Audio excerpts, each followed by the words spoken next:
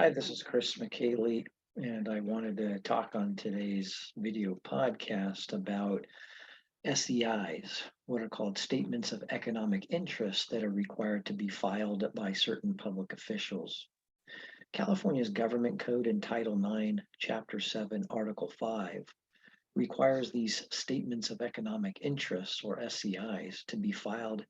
as part of our conflict of interest laws. So specifically, Section 87-500 of the California Government Code requires an SCI to be filed by statewide elected officers, candidates for statewide elected office, members of the legislature and State Board of Equalization, candidates for the legislature or the State Board of Equalization, persons holding the office of Chief Administrative Officer, and candidates for and persons holding the office of District Attorney, County Counsel, County Treasurer, and member of the Board of Supervisors, persons holding the office of City Manager, or if there's no City Manager, the Chief Administrative Officer, and candidates for and persons holding the office of City Council Member, City Treasurer, City Attorney, and Mayor, members of the Public Utilities Commission, members of the State Energy Resources Conservation and Development Commission, planning commissioners, and members of the California Coastal Commission, persons appointed to other state boards, commissions, or similar multi-member bodies of the state, members of the Fair Political Practices Commission, judges and court commissioners, heads of agencies, members of boards or commissions not under a department of state government,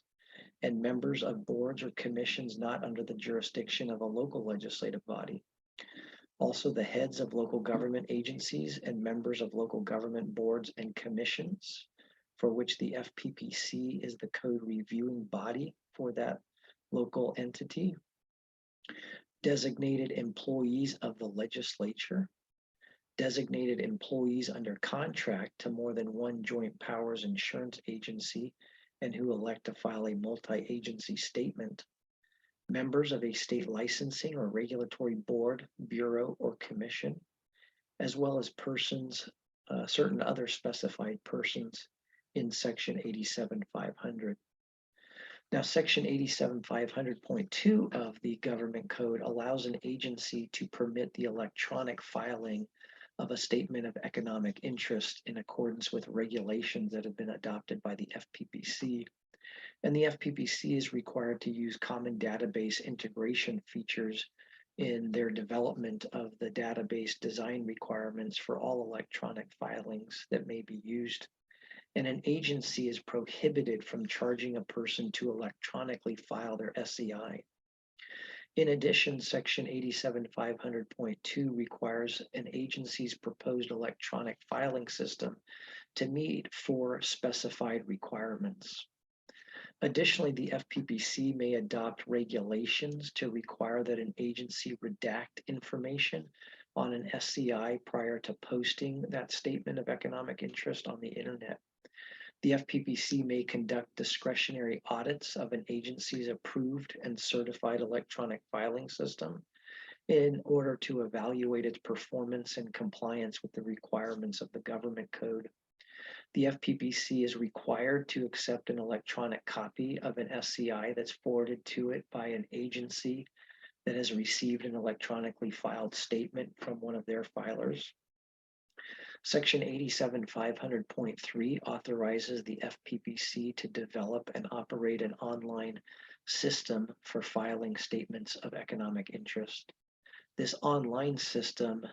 is required to enable a filer to comply with the requirements of the SCI section of the Government Code and also include certain specified information such as security safeguards and the like.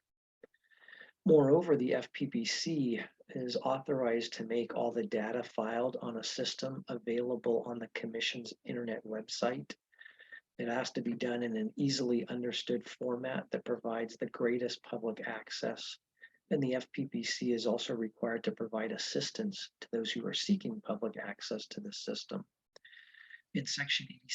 87-500.5, this specifies that if the FPPC establishes an online system then the FPPC is required to make clear which categories of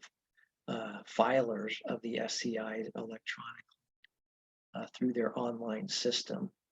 which ones can file. And then lastly is section 87505 that requires each city clerk or the county clerk who maintains an internet website